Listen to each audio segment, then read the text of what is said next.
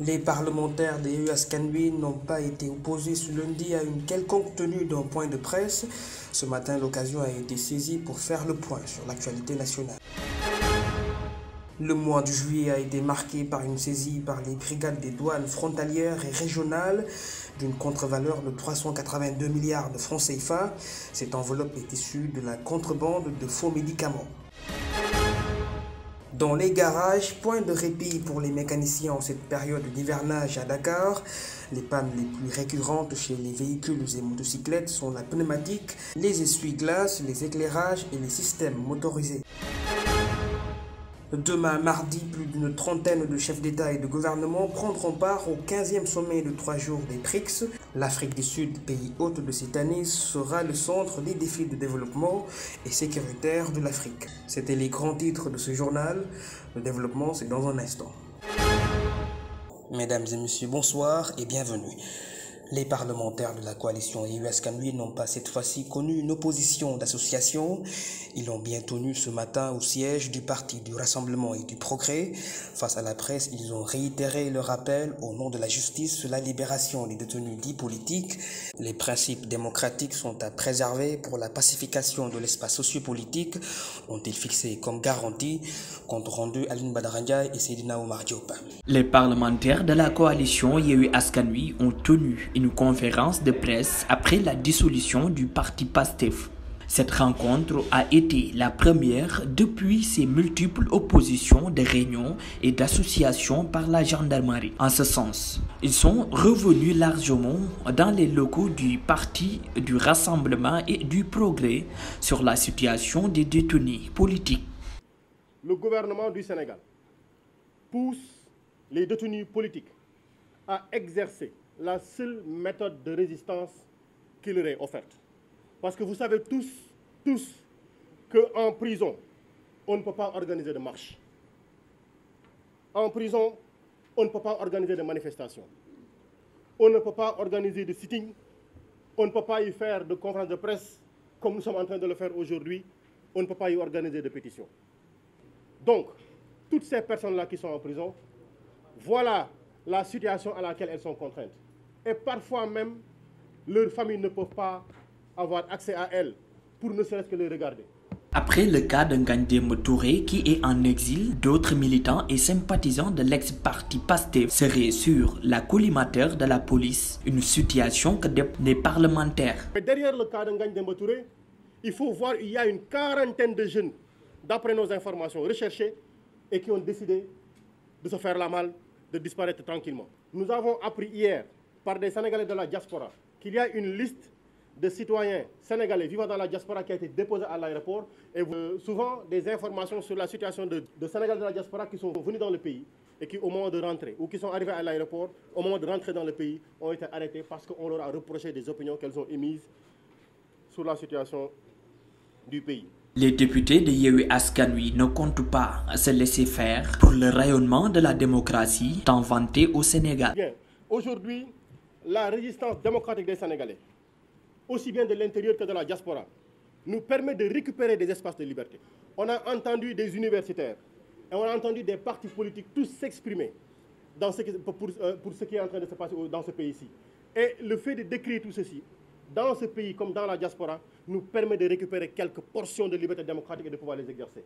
Et c'est au titre de la récupération de ces libertés démocratiques que le groupe parlementaire aujourd'hui est en train de s'exprimer, parce que ça lui a été interdit la semaine passée, aujourd'hui dans ce siège du PRP qui est toujours barricadé et aujourd'hui qui reste ouvert. Le pénurie d'oignons était également au menu des débats des parlementaires de la coalition UAS-Kanui. Cette crise socio et de la politique du gouvernement pour assurer le marché local en denrées de première nécessité. La politique migratoire sénégalaise a été soulevée dans ce concert des députés de la coalition UAS-Kanui. Une invite est faite au gouvernement pour la lutte contre l'immigration irrégulière et l'accompagnement des migrants de retour. Voici les propos de Biram Souley Diop, député à l'Assemblée nationale et membre de UAS-Kanui. Nous avons été hier à Fass-Boye pour présenter les condoléances. Le constat absolu que nous n'avons pas manqué de présenter sur place, c'est que des jeunes ont pris la mer pour aller chercher un meilleur vivre, pour abandonner un pays, le pays sinon le plus riche de la planète, avec toutes les ressources. Aujourd'hui, vous regardez ce qui se passe en Arabie Saoudite, c'est simplement parce qu'ils ont du pétrole. Alors tout ce que nous avons comme ressources, avec tout ce que nous avons comme ressources, des milliers de jeunes reprennent la mer. Il faut se poser des questions. Et la question simple, ou plutôt la conclusion simple qu'il faudrait en tirer, c'est que quand les ressources sont exploitées ici de manière juste, et également, dont les bénéfices sont également répartis pour tout le peuple, nous avons une jeunesse qui comprend que ce pays-ci est une terre de trésors. Mais quand les ressources sortent du pays, sans qu'on leur ait la possibilité de poser des avis sur l'égale distribution des bénéfices pour ces ressources-là, il faut comprendre que les jeunes ne font que suivre leurs ressources. Et on pourrait en donner des exemples, mais sachez-le, ce qui s'est passé à Fass Boye est une question de responsabilité de l'État. Et nous demandons sur ça la libération de tous les jeunes qui ont été arrêtés parce que ces jeunes-là ont voulu demander à l'État de sortir et de s'exprimer sur la situation des jeunes disparus. Et demander à la suite de ceci la libération de la totalité des détenus politiques au Sénégal. Et quand je parle de détenus politiques, le plus célèbre, le plus connu aujourd'hui, est bien le président Ousmane Sonko. D'autres complices de maître Juan Branco lors de son séjour illégal au Sénégal sont démasqués. La libération de cet avocat d'Ousmane Sonko malgré ses infractions commises, telles que son entrée dans la clandestinité au Sénégal alors qu'il était recherché sous le coup d'un mandat d'arrêt émis par le procureur de la République, n'a pas épargné un certain Nongolo. Le journal Libération identifie ce mise en cause comme pas des moindres. Les enquêtes de la section de recherche de Colobane révèlent que M. Lo aurait momentanément hébergé l'avocat français sur recommandation de maire, toujours pas identifié. Quant au complice direct de maître Juan Branco, le maire de Sangalkam, Pape Sow, il a été arrêté ainsi que d'autres jeunes complices de sa commune dans la première phase d'arrestation. Ces derniers sont poursuivis pour complicité. L'affaire maître Juan Branco est toujours en instruction du ressort du représentant de l'institution habilité à la révocation au nom du contrôle judiciaire et du classement sans suite du dossier. L'avocat franco-espagnol a été libéré puis expulsé du Sénégal après un accord politico-judiciaire commun avec la France. Je l'évoquais dans les grands titres, une opération de bouclage des grands réseaux de trafic de contrebande et de lutte contre la criminalité frontalière a permis la saisie de faux médicaments d'une contre-valeur de 382 millions de francs CFA.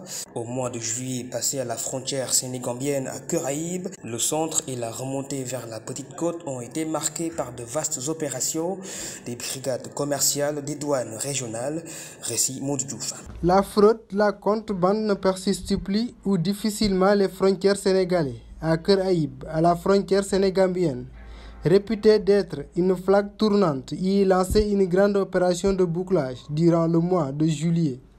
Elle est le résultat d'une saisie moissonneuse de faux médicaments d'une contre-valeur de 382 millions de francs CFA. La date du 30 juillet 2023 marque la plus grande prise excellemment diligentée par la brigade commerciale des douanes de Caraïbes, plus précisément par la division de Kaolack, région douanière centre. Dans les opérations effectuées à cette période, nous pouvons citer celle du pont de Diao Bambali sur l'axe de Kamor-Kafrine, la date du 12 juillet dans le triangle Gossas-Kafrine-Zembaké et une autre, Mbar et Colobane, avec une contre-valeur de saisie de 58 millions de francs CFA. La brigade mobile des douanes de Gossas, la subdivision de Fatick, celle du département de Gossas et celle de Dondé dans le département de Kanel, où 2 personnes ont été arrêtées. Les médicaments saisis sont composés pour la plupart essentiellement d'aphrodisiaques, d'antalgiques et d'antibiotiques. Les services douaniers, dans une parfaite synergie d'opération, ont mobilisé leurs efforts dont l'objectif central est le bouclage des réseaux et des couloirs de trafic illicite lancés sur l'étendue du territoire national. L'administration, par sa division de la communication et des relations publiques des douanes sénégalais, réaffirme sa détermination à combattre le trafic illicite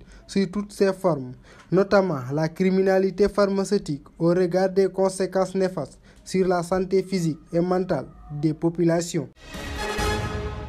Je l'annonçais en début d'édition, les 37 rescapés candidats à l'émigration résidant à Fass Boye ont rejoint leur famille à travers un vol spécial qui a quitté Sal, une ville du Cap-Vert, ce matin. Une délégation sénégalaise composée du ministre des Sénégalais de l'Extérieur, Annette Seck Ndiaye, à l'occasion de leur visite à l'hôpital de Sal et en collaboration avec les autorités capverdiennes, ont procédé à l'inhumation de 7 corps sans vie avec l'entier consentement des familles des victimes.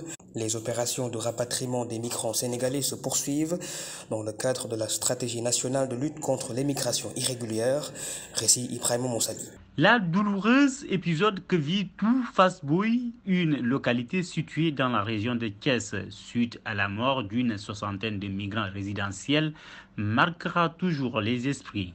De Sal, une ville située à 200 km de la capitale Praia, les 37 rescapés sénégalais ont atterri ce matin à l'aéroport militaire Léopold Sédar Senghor de Dakar, auprès du ministre des Affaires étrangères Annette Seck Ndiaye. Avant le départ de ce vol spécial vers 11h heure locale, une visite a été opérée par la délégation ministérielle au niveau de la morgue de l'hôpital local. Les dépouilles au nombre de 7 migrants sénégalais étaient finalement inhumés sur place en raison de l'état dans lequel ils se trouvent, a indiqué le cabinet du ministre relayé par l'agence de presse sénégalaise. Toutes les conditions requises pour la cérémonie funèbre qui était prévue ce lundi à l'hôpital de Sal en présence d'un imam ont été étudiés en collaboration avec la représentation diplomatique sénégalaise au Cap-Vert et en parfaite concertation avec les représentants de Fass Boye qui faisaient partie de la délégation ministérielle. Cette pirogue d'une centaine de migrants en partance de Fass Boye vers les îles espagnoles aurait effectué près d'un mois en mer avant d'échouer au large de Cap-Vert. Ce drame avait occasionné des tensions populaires dans cette localité, pointant un doigt accusateur à l'État sénégalais, le qualifiant d'indifférent à cette menace. En faisant la lecture de ce communiqué institutionnel, le gouverneur de la région de Dakar informe la population qu'en perspective de l'exploitation commerciale du BRT, des essais statiques sont prévus à partir du lundi 21 août 2023. Toutefois, il est constaté des occupations irrégulières au niveau des corridors du BRT ainsi que les voies de circulation générale. Aussi, des particuliers s'adonnent-ils à des activités de vente et de réparation de véhicules sur les emprises du BRT. Ainsi, les propriétaires ou détenteurs de marchandises, de pièces détachées d'objets encombrants déposés sur les emprises du BRT sont invités à procéder sans délai à leur enlèvement. À défaut, l'administration se réserve le droit de prendre toutes les dispositions pour éradiquer toute forme d'occupation illégale des infrastructures, équipements et couloirs du BRT, empêchant la mobilité des personnes et la bonne exécution des essais, fait à Dakar le 18 août 2023, en communiqué signé le gouverneur Al-Hassan Sall. Les réseaux clandestins écument de plus en plus Dakar. La cité mixta, cible des opérations de démantèlement, renoue toujours avec ses activités. 10 adolescents pratiquant l'homosexualité ont été cueillis par les Points d'Or ce week-end. Une véritable perte des valeurs et d'échec éducatif parental ont dénoncé les citoyens rencontrés ce matin par nos reporters Emmanuel Sarr et Arabiatou Diatta. Les réseaux de pratique d'homosexuels naissent de plus en plus. Tout est en désordre. À chaque fois, cette pratique est même bannie par la religion. C'est inimaginable ces actes contre nature, aussi bien chez l'homme que chez la femme. Nous assistons vraiment à un problème d'éducation. L'enfant doit être éduqué depuis sa naissance. Si l'initiation de base devient un échec, cela mène à de telles dérives. Dans tous nos contenus télévisés, on nous propose que des scènes relatives aux actes homosexuels dépourvus de tout contrôle parental. Imaginez qu'ils grandissent sur cet environnement. Encore pire dans la réalité, vous pouvez aller voir aux Almadies, des hommes et femmes font la manche. Certains quartiers qui sont transformés en lieux de prostitution pour mettre en fin. Il faut des contrôles stricts sur ces appartements refités comme à la cité mixta et de poursuivre les principaux acteurs.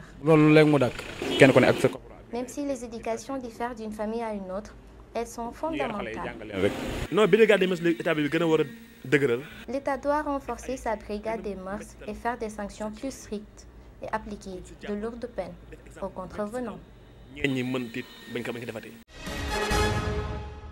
Intéressons-nous à présent à ce reportage du jour. La conduite en période d'hivernage n'est pas une tâche aisée, aussi bien chez les conducteurs de véhicules que ceux des motocyclistes.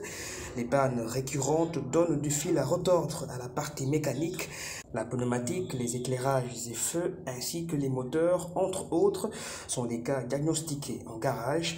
Reportage Emmanuel Sarr et Astoubalde. La rareté de la clientèle se fait sentir de plus en plus au niveau des arrêts des conducteurs de motocyclistes. L'hivernage est une période très difficile pour se déplacer dans la capitale dakaroise. Quand il y a les intempéries, il est difficile de travailler dehors.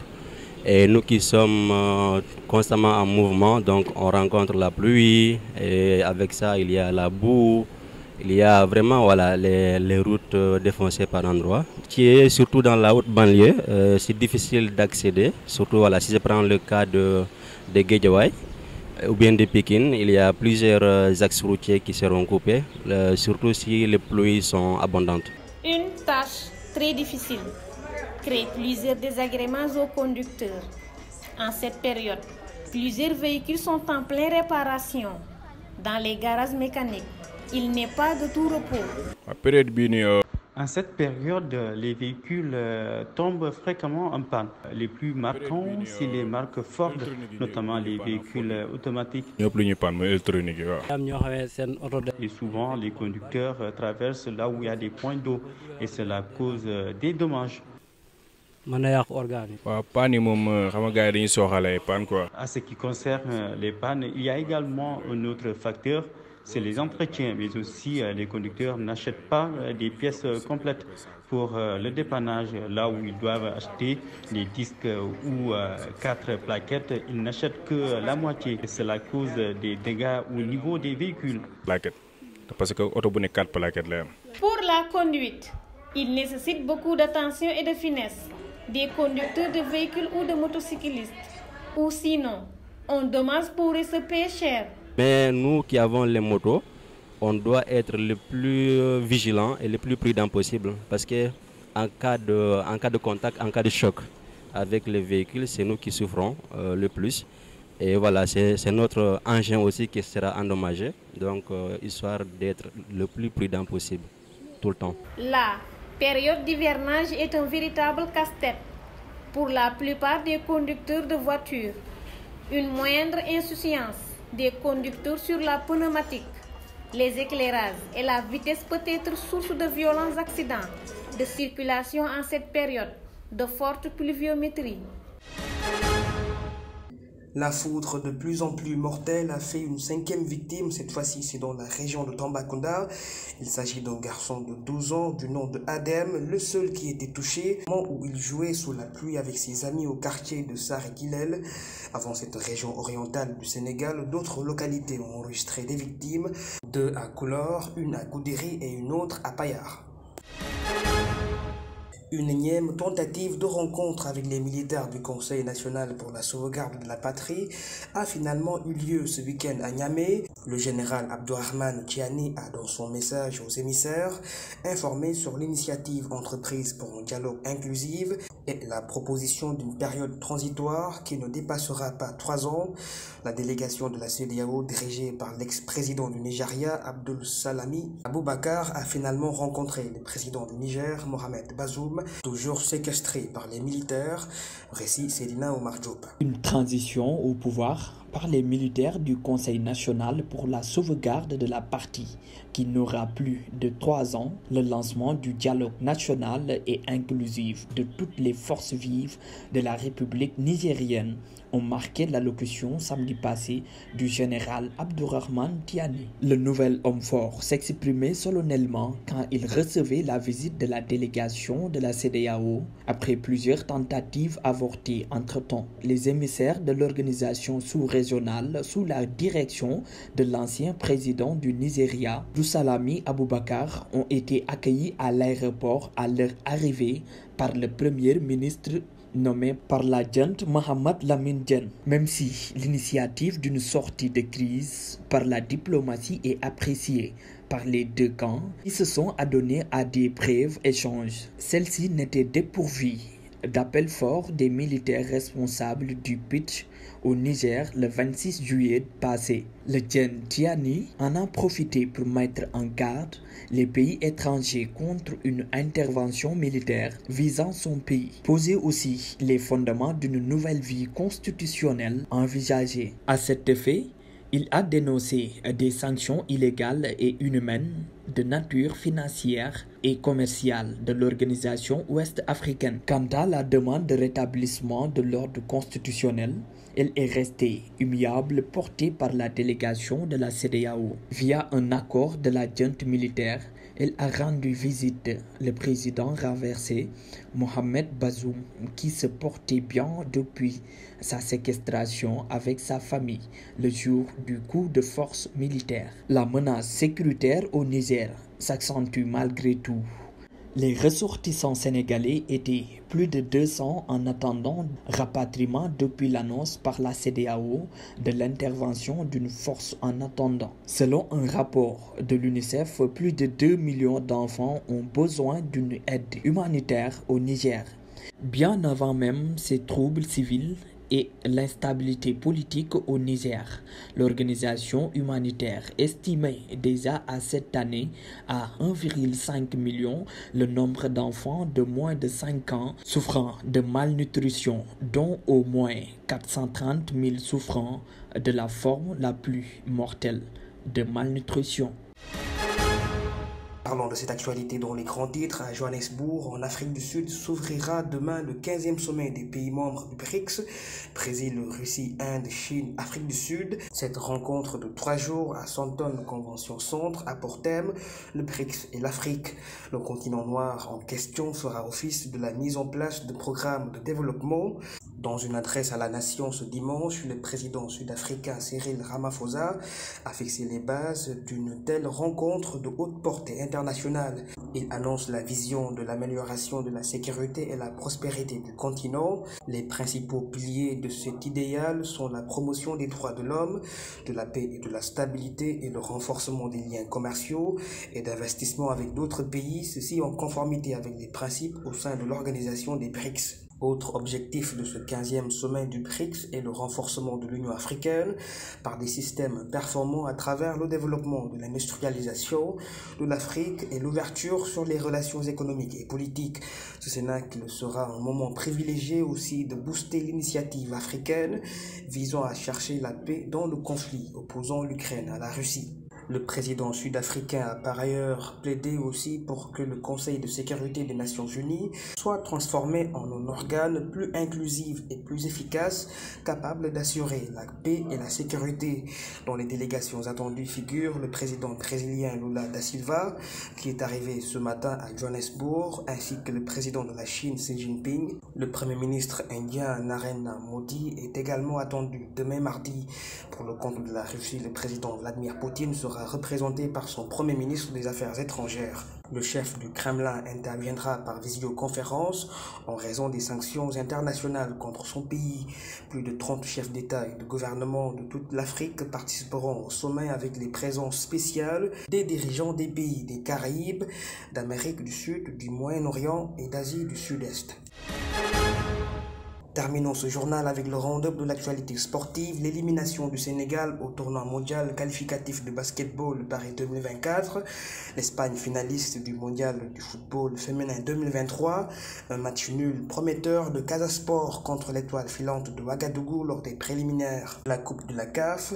Débutons par la Coupe de la Ligue sénégalaise de football où le Teungueth FC sort victorieux face au Stade de Mbour. Ibrahim Monsali pour plus de détails. Mise aux arrêts depuis le 2 juin 2019, la dernière fois que la Coupe de la Ligue sénégalaise de football a été jouée, abandonnée en 2020 et 2021 en raison de la pandémie à Covid-19. La finale de la Coupe du Sénégal s'est jouée ce week-end. Un peu plus de 4 ans plus tard, le Teungueth FC est sacré champion de ce trophée face au Stade de Mbour ce samedi 19 août au stade Lat Dior de Thiès. Après un match nul et vierge dans le temps réglementaire et la prolongation, le Teungueth FC s'est imposé 3-0 aux séries des tirs au but.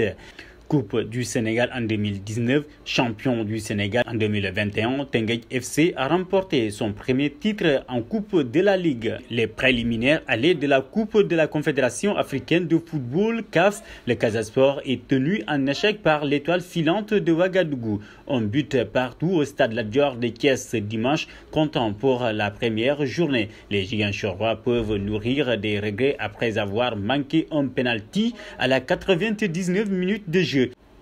Le Casa Sport est obligé de s'imposer au match retour dans une semaine à Bouaké en Côte d'Ivoire pour franchir ce premier tour préliminaire. De l'autre côté, Génération Foot a fait une belle sortie en Guinée. Les Granats sont rentrés de ce dimanche avec un nul vierge devant Afia FC, un match aller du premier tour préliminaire de la Ligue des champions africaine. Le match retour est prévu samedi 26 août au stade Lat Dior de Thiès. Le vainqueur de cette double confrontation affrontera le Wydad de Casablanca, le vice-champion de la compétition.